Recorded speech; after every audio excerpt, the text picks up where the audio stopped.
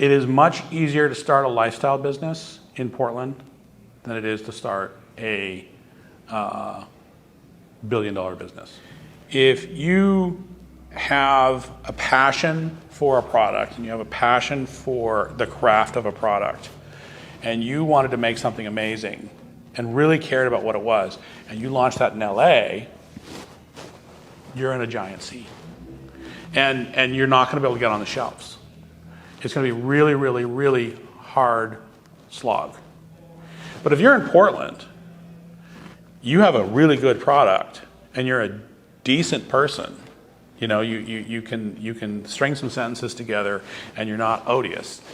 There's going to be someone to help you, and they're going to guide you, and you're going to be able to get on a path to getting to market.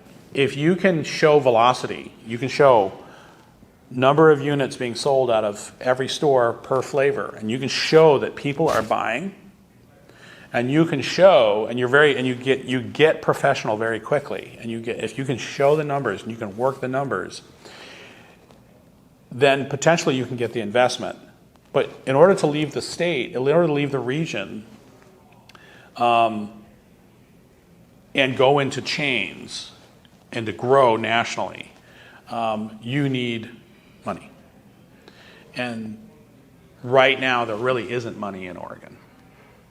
At least there's not money being invested in Oregon in CPG. Most of the money that's been invested in local companies has come from, frankly, Los Angeles. When we started The Bitter Housewife, we went to every craft fair thing that we could go to. And there's tons of them. Little pop-ups. Art Gallery does a pop-up and they just say $30 for a table or free for a table. And you go and there's no chance you're going to make any real money. Okay, you're not going to make any real money. Because probably you're selling a product for $5, it costs you $4.50 to make, and you've got to buy a table and a tablecloth and all this. You're not going to make any money. That's okay. You're going to find out if people want your product. If you don't have access to $5 to $10 million resources, then you are by your nature a small entrepreneur.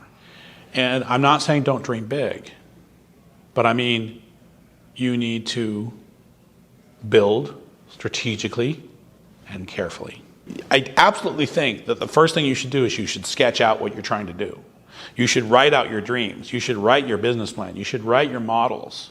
But don't do that at the expense of not bringing that jar of whatever to a party.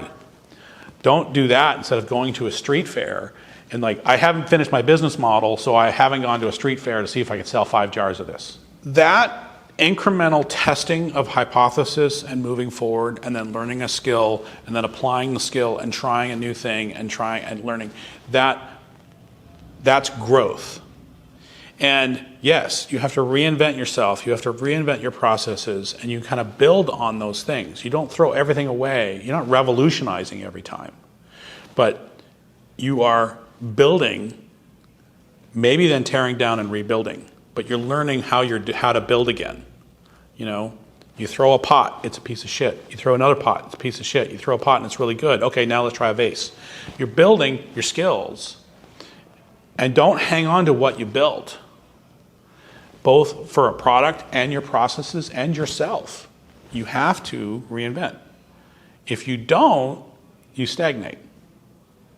So I think that habit, if you start earlier in your entrepreneurial journey, building a habit of incrementally moving, then when you are $10 million in revenue and 100 employees and you've got warehouses and you're doing all this stuff, and then you realize that you need to shift gears, you know how to approach that without throwing everything away. Spend more time understanding bookkeeping, and understand the bookkeeping, cash flow analysis, and contribution margins before you spend more money. Minimize debt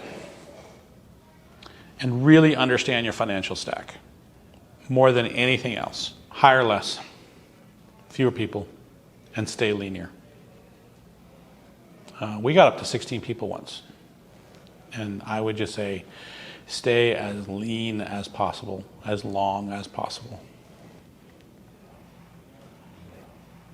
survive.